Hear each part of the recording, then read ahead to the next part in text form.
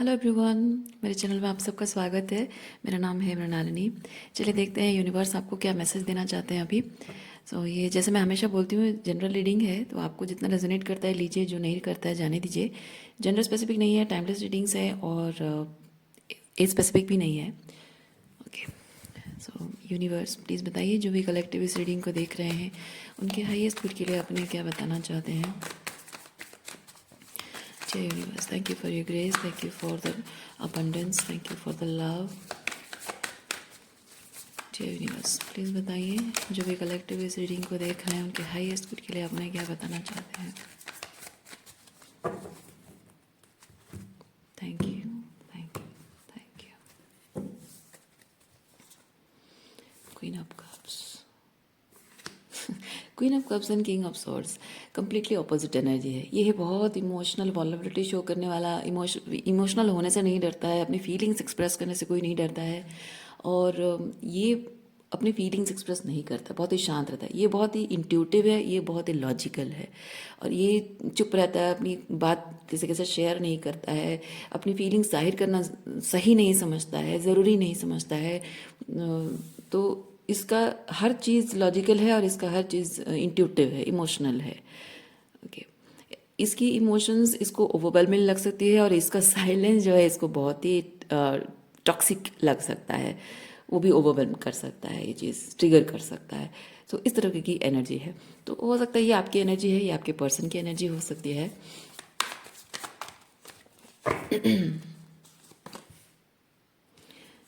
Judgement and six of pentacle.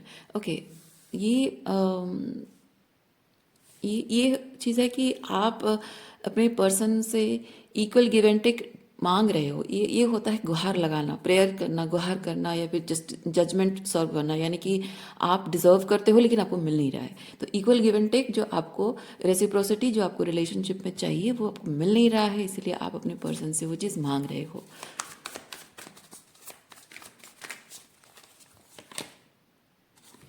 High priestess, hermit. Okay,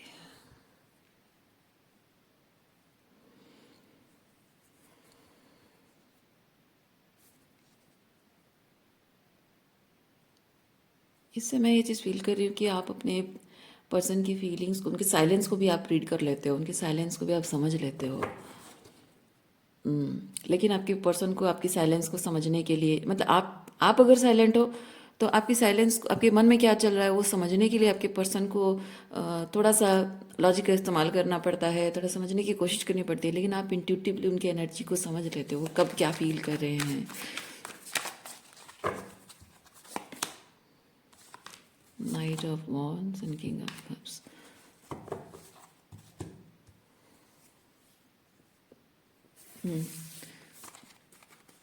बहुत ही fun loving energy है, बहुत ही romantic energy है।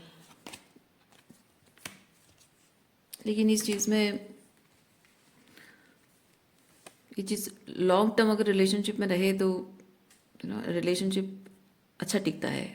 लेकिन लेकिन ये चीज़ है कि एक टाइम के बाद रिलेशनशिप बहुत बोरिंग भी हो जाता है। हमेशा ये स्पार्क नहीं रहता, हमेशा ये रोमांस नहीं रहता है। एक टाइम बाद रिलेशनशिप बहुत ही यूजुअल रूटीन लाइफ बोरिंग हो जाता है, बहुत ही फीका फीका लगने लगता है। तो इट्स लाइक रूटीन, एक दूसरे की आदत पड़ गई है। तो ये इस एनर्जी में आना, और इस एनर्जी के आने के बाद भी अगर रिलेशनशिप उसी तरह से चल रहा है, वो रेसिप्रोसिटी है, सब कुछ ना, एक दूसरे के साथ निभा रहे हो, एक दूसरे के रेसिप्रोकेट कर रहे हो, एक दूसरे के साथ मिलकर रिलेशनशिप के बारे में अभी भी सोच रहे हो, बोर लगने के बाद भी, तब तब माना जाएगा कि हाँ, ये रिलेशनशिप हेल्दी रिलेशनशिप है। Okay.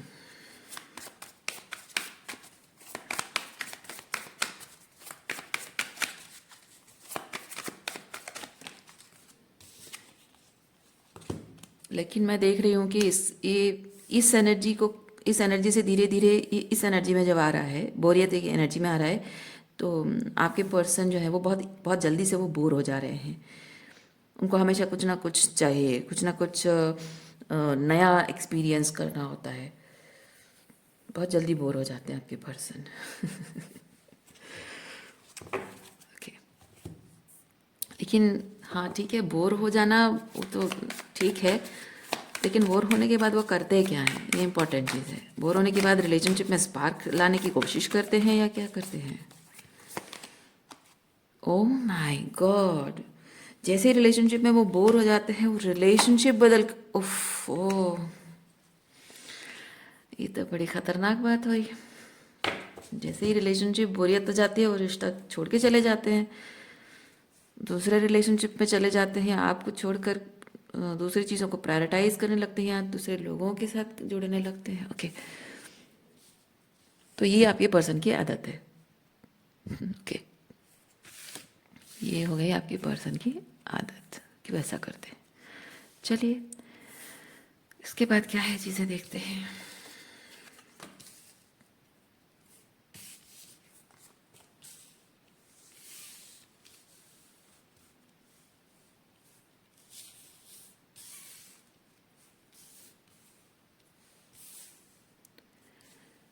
आगे क्या एनर्जी है देखते हैं।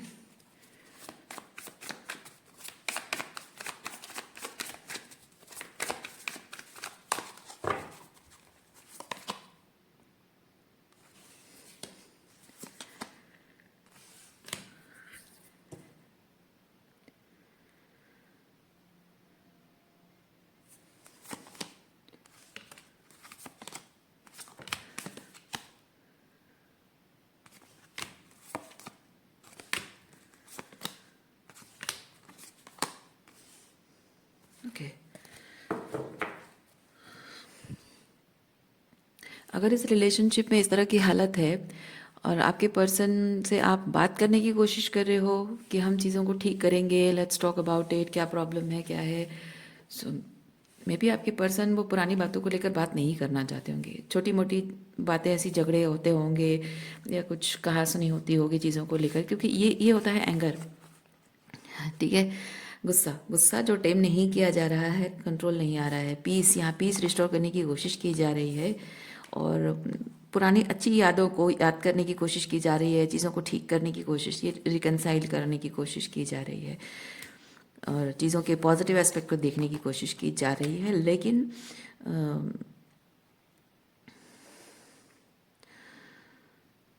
लेकिन मैं फील कर रही हूँ कि ये शायद एक तरफा हो रहा है।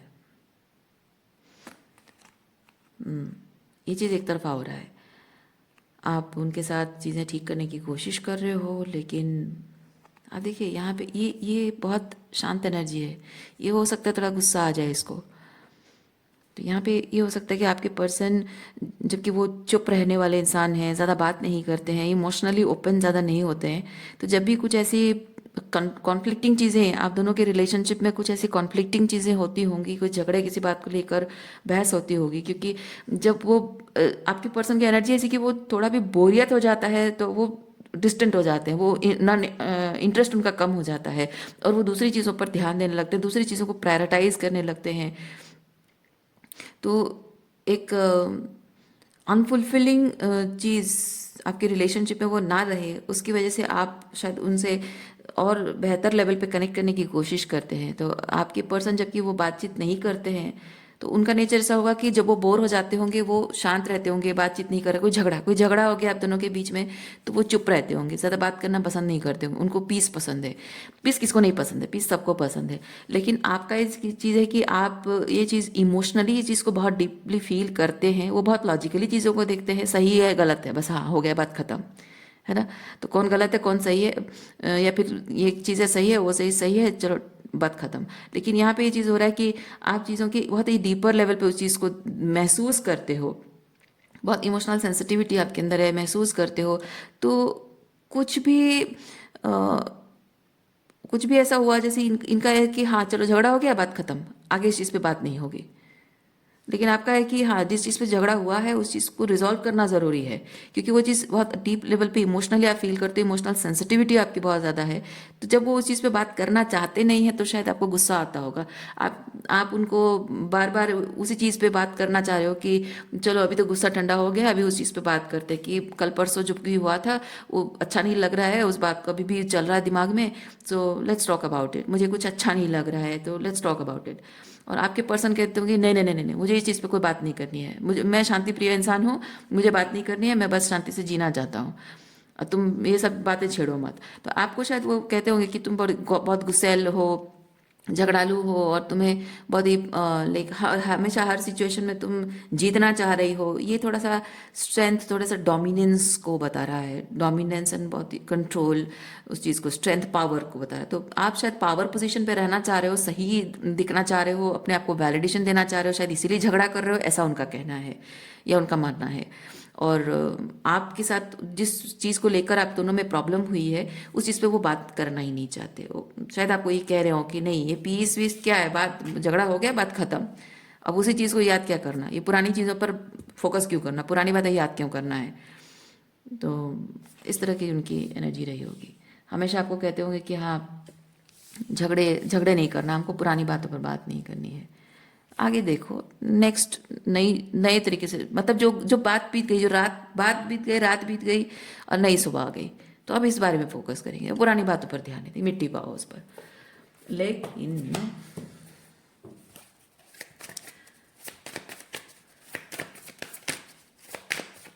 आपके पर्सन का मानना ये हो सकता है कि जो जो हो गया सो हो गया, जाने दो, और नई सुबह जो होती है, रात गई बात गई, जो नई सुबह आती है वहाँ पे ऐसे रहो जैसे कुछ हुआ ही नहीं। ये वर्ल्ड वर्ल्ड में उसे एनर्जी में फील कर रही हूँ, जैसे कुछ हुआ ही नहीं, सब कुछ एकदम फ्रेश न्यू स्टार्ट हो गया, कि हाँ चलो अब पुरानी बातों को भूल जाओ, अब ऐसे रहो जैसे कुछ हुआ ही नहीं। पर आप इस चीज़ को इमोशनली इतना डेप्थ से फील करते हो, आप उसमें रेड फ्लैग्स देख रहे हो, आप उसमें मिक्स सिग्नल्स देख रहे हो, इमोशनली वो चीज़ आपको, साइकोलॉजिकली वो चीज़ आपको हार्म कर रही है, तो उस चीज़ पर बात करना बहुत ज़रूरी है। और ऐसी एनर्जी के साथ आप उनके साथ रह नहीं सकते हो, वो डिस्कम्फर्ट के साथ आप जी नहीं सकते हो, क्योंकि वो कभी ना कभी किसी न किसी बात पे वो चीज़ फिर से उभर कर आएगी और फिर आपको परेशान करेगी। तो उस चीज़ को बात करके आप रिजॉल्व करना चाहते हो, जो कि एकदम सही बात है।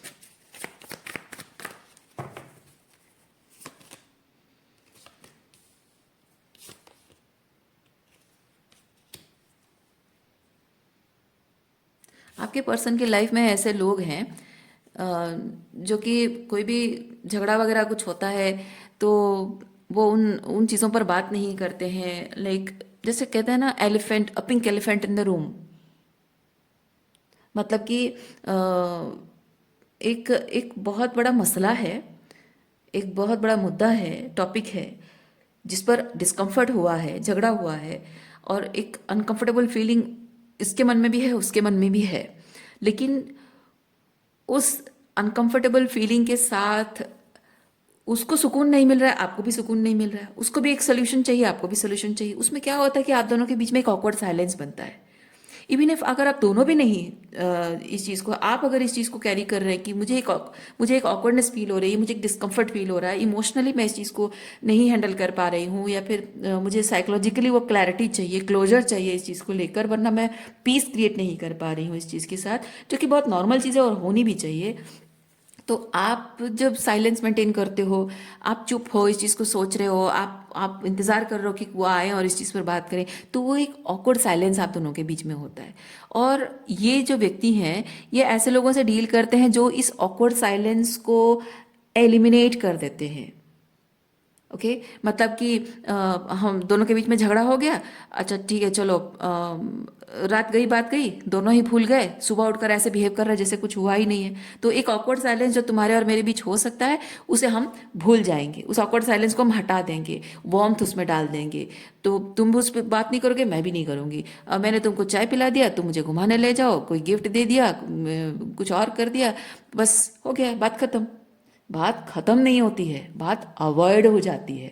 और ये आपके जो व्यक्ति हैं, ये ऐसे लोगों से डील कर रहे हैं जो इसी तरह से बात को अवॉइड करते हैं और उसको बात खत्म हो गई बोल के फाइनल एंडिंग समझ लेते हैं।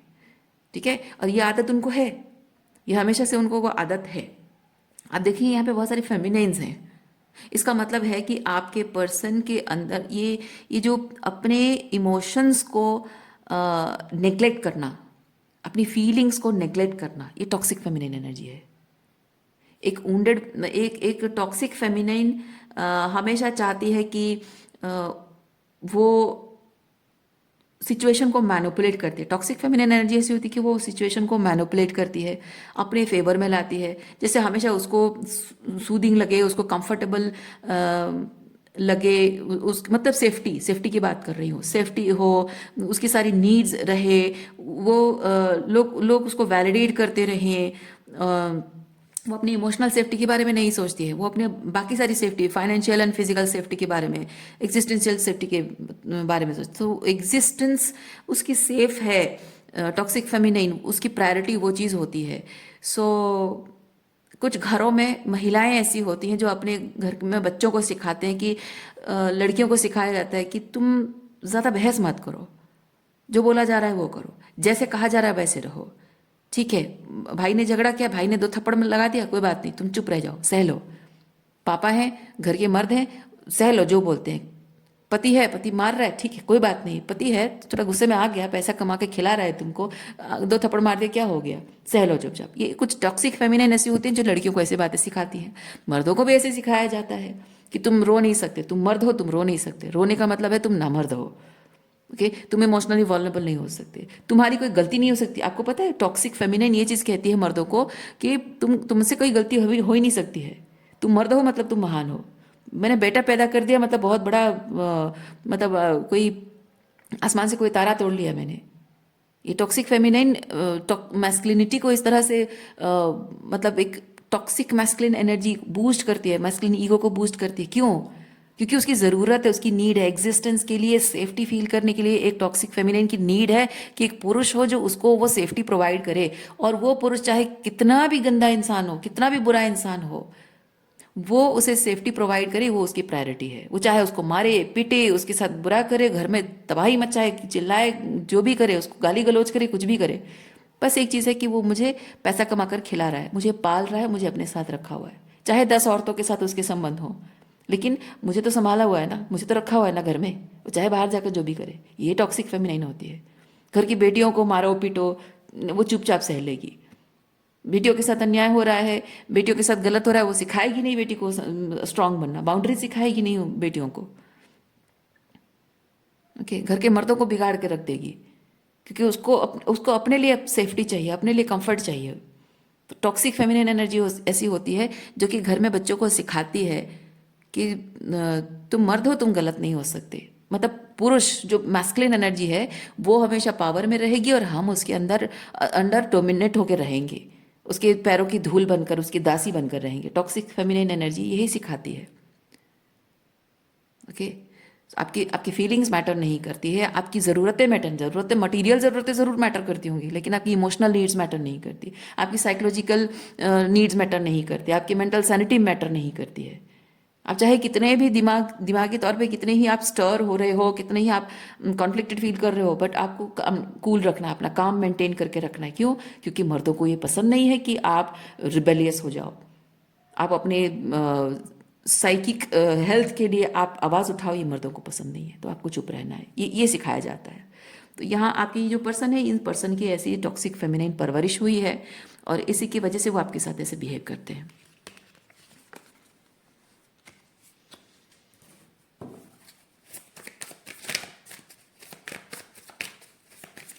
ओके, ये जो करते हैं इनका पैटर्न कैसा है, चलिए देखते हैं इनका पैटर्न क्या है। आपसे इस तरह से कम्युनिकेशन में इनका पैटर्न क्या है आपसे डील करने का।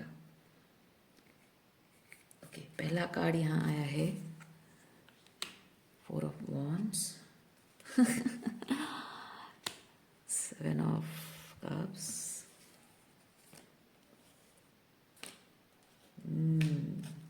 आपके पर्सन क्या करते होंगे जब भी आप दोनों के बीच में किसी बात को लेकर कोई कॉन्फ्लिक्ट हुआ है, उसको लेकर अगर एक्सक्यूज मी बातचीत होती है, तो जो जिस टॉपिक पे बात हो रही है उस टॉपिक पे वो उनके पास कहने के लिए कुछ नहीं होता है, अपने आप को सही साबित करने के लिए कुछ होता नहीं, क्योंकि उन्होंने गलत किया होता है, शायद जानबूझकर भी किया होता है, क्योंकि ये होता है जानबूझकर गलत करना, ये होता है किसी को नीचा दिखाने के लिए करना, किसी को गलत प्रूव करना। कंपटीशन, ये बेसिकली कंपटीशन है, जेलसी एनवी है कि तुम अपर हैंड में नहीं रह सकती हो, मैं हमेशा जीतूंगा। आप जेंडर स्विच कर सकते हैं, क्योंकि औरतें भी ऐसा करती हैं, महिलाएं पुरुषों के साथ भी करती हैं, पुरुष महिलाओं के साथ भी करते हैं। ठीक है, तो मैं हमेशा जीतूंगा या मैं हमेशा जीतूंगी, तुम नहीं जीत सकते हो। तो मैं जो भी मतलब अगर मैं गलत भी हूँ, मैं अपने आप को सही साबित नहीं कर पा रहा हूँ, तो मैं तुम्हें गलत साबित करने की पूरी कोशिश करूंगा। मैं जानता हूँ कि तुम सही कह रहे हो, लेकिन मैं तो जीतना जीतना चाहता हूँ ना, मुझे जीतना है, मुझे हमेशा अपर एंड में रहना है, तो मैं कुछ भी करके तुम्हें गलत साबित करूंगा। So your person doesn't have anything to say.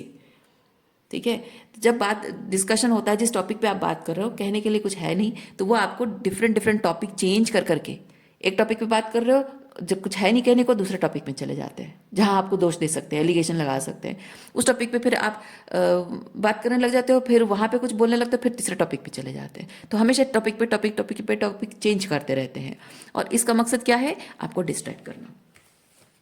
ठीक है, आपको डिस्ट्रैक्टेड रखना।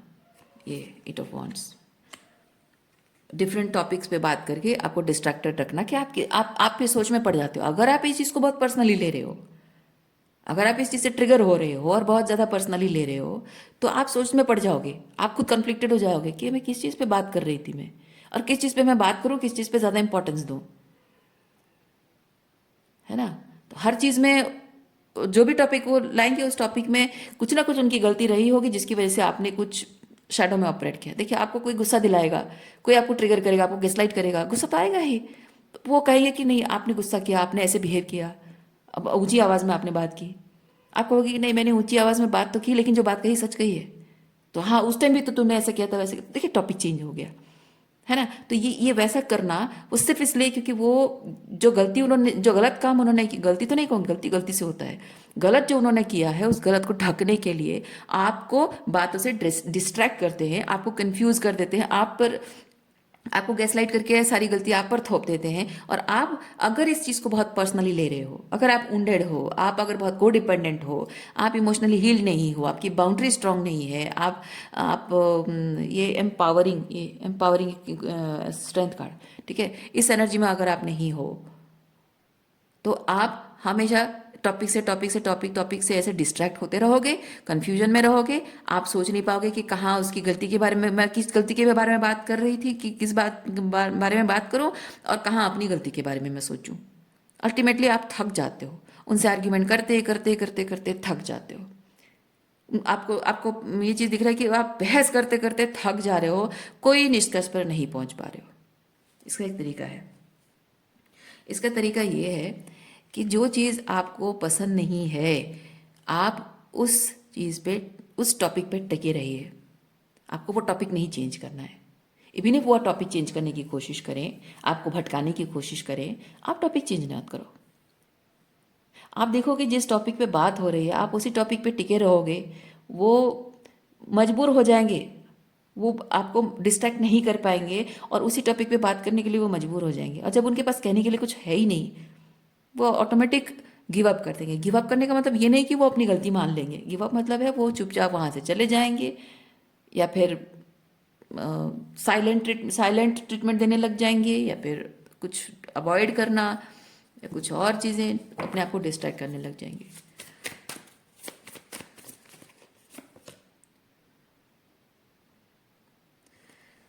आपको यूनिवर्स ये चीज़ कह रहा है कि इस तरह की सिचुएशन जो आपकी ज़िंदगी में होती रही है, आप हमेशा किसी निष्कर्ष पर नहीं पहुंच पाए हैं, कोई बात का एक फिनिशिंग पॉइंट पे नहीं पहुंच पाए हैं, कोई किसी बात पे कोई क्लोजर आपको आज तक नहीं मिला है। जितना भी आपके और उनके बीच में प्रॉब्लम हुई है, कॉन्फ्लिक्ट्स हुए हैं, झगड़े आर्गूमेंट हुए हैं, किसी बात पे भी आप कोई क्लोजर पे नहीं पहुंच पाए हैं, इसीलिए आप बहुत ज़्यादा कॉन्फ्लिक्टेड है। कॉन्फ्लिक्टेड तो नहीं कहेंगे, इसीलिए आप, वो क्लोजर नहीं मिली है, इसलिए आप अभी भी उस चीज़ को हील नहीं कर पाए हैं, आप अभी भी रिजेंटमेंट अपने अंदर कैरी कर रहे हैं। लेकिन यूनिवर्स आपको ये चीज़ कह रहा है कि आपको अनबदर्ड हो जाना है, परवाह नहीं। देखिए यहाँ पे लड़कियाँ कैसे खुश हैं, एंजॉय कर रही हैं, राइट? यहाँ पे ये लड़की कैसे दुखी है, दुखी बैठी हुई है, यार मुझे क्लोजर नहीं मिल रहा है। पर यहाँ पे लड़कियाँ क्या, छोड़ो यार क्लोजर वोजर, मारो गोली, मैं जानती हूँ मैं सही हूँ, मैं जानती हूँ वो कितना गेम गेम खेल रहा है, माइंड गेम खेल रहा है, कितना गलत है, क्या कर रहा है, क्या नहीं कर रहा है, मेरे साथ, मेरी भावनाओं के साथ खेल रहा है, मेरे दिमाग के साथ खेल रहा है, और आपकी प्रॉब्लम को समझ नहीं रहा है। तो मैं जानती हूँ कि मेरे साथ क्या कर रहा है, सो दैट्स इनफ, है ना? मैं जानती हूँ मेरे साथ क्या कर रहा है, और मैं जानती हूँ कि मैं क्या कर रही हूँ। क्योंकि आपको अगर कोई ऐसा बंदा मिले जो उस टॉपिक पे आप बात कर रहे हो, और उस टॉपिक पे क्रॉस क्वेश्चनिंग आपको की जाए, तो आपके पास जवाब है। क्योंकि आप जो बात कर रहे हो वो एक ठोस चीज़ है, एक स्ट्रॉन्ग सॉलिड चीज़ है, वो सॉलिड बात है। तो उसमें आपको जितने क्वेश्चन पूछे जाएंगे आप उसका जवाब देने के लिए तैयार हो, आपके पास जवाब है। ये जवाब प्रिपेयर नहीं किए जाते हैं, है ना, बैठे बैठे प्रिपेयर नहीं किए जाते हैं कि हाँ मुझे इस पे ये बोलना है, उस पे वो बोलना है, नहीं। आपको पता है, आपको पूछा जाएगा, आप सीधे आंसर कर पाओगे। लेकिन यहाँ पे जिन पर्सन से आप डील कर रहे हैं, इनको जब भी आप कुछ पूछते हो ना, वो थोड़ी देर के लिए चुप रहते हैं। आप नोटिस करना, थोड़ी देर के लिए वो चुप रहते होंगे, और थोड़ी देर बाद, कुछ मिनटों घंटों बाद, वो आपको मैसेज करते होंगे और ऐसी बातें बोलते होंगे जो कि आप सोच में पड़ जाते होंगे कि ये कहाँ से कहाँ बात चली गई है। क्योंकि वो पूरा टाइम सोचते हैं कि ऐसा क्या बोला जाए कि आपको डिस्ट्रैक्ट किया जाए, क्या बोला जाए कि आपको गिल्ट ट्रिप करा जाए, क्या बोला जाए कि वो टॉपिक डिस्ट्रैक्ट हो जाए और आपका ध्यान हट जाए और आप उस पर बात ही ना करो।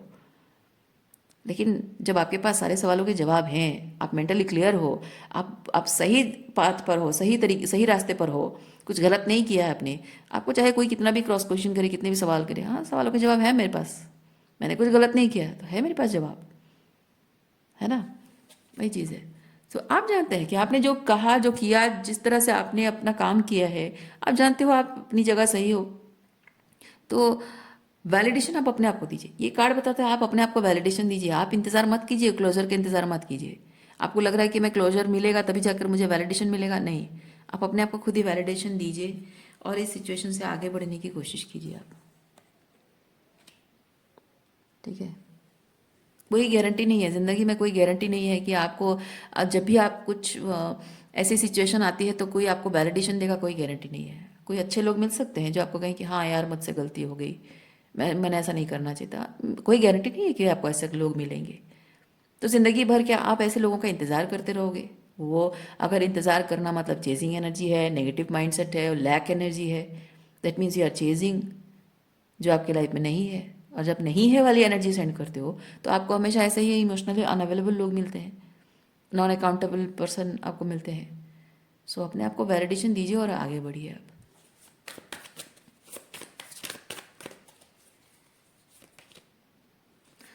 टू ऑफ पेंटिकल, देखिए, इवन इफ इवन इफ अगर ये पर्सन वापस भी आता है ना, आपको कहता है कि आपकी सारी जो भी तकलीफ मैंने दी है, मैं समझता हूँ, आपके दुख को समझता हूँ, और मैं सारी चीज़ों की अकाउंटेबिलिटी लूँगा, और आप बताओ कि आप कहाँ हर्ट हुए हो, फिर भी आपको पीछे मुड़कर नहीं देखना है। पीछे मुड़कर बिल्कुल नहीं देखना है। पता है क्यों?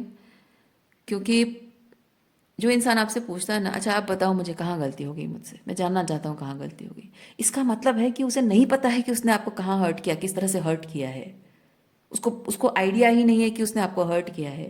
जस्ट बिकॉज आप कह रहे हो कि उसने आपको हर्ट किया, आप कह रहे हो कि आपने मुझे हर्ट किया, कह रहे हो, इसीलिए वो कह रहा है कि अच्छा हर्ट किया, चलो मैं भी तो देखूँ कहाँ हर्ट किया, चलो बताओ किस तरह से, कौन सी बात को लेकर मैंने हर्ट किया, चलो बताओ। पर जब आप बोलोगे, उसके पास एक रीज़न होगा, या फिर उसने प्रिपेयर किया होगा, या फिर वो सोचकर कोई रीज़न बनाएगा, प्रिपेयर करेगा, या एक्सक्यूजेस देगा। जिस इंसान को ट्रूली रिजॉल्व करना होता है आपके और उसके बीच में प्रॉब्लम, वो अपने आप को आपकी जगह रखेगा और महसूस करेगा कि आपको कहाँ कहाँ उसने किस किस तरह से हर्ट किया। क्योंकि जो जो इंसान आपको हर्ट करते हैं, आपके साथ बुरा करते हैं ना, वो बुरा करते वक्त, हर्ट करते वक्त उनको पता होता है कि उन्होंने आपको हर्ट किया है, वो जानते हैं।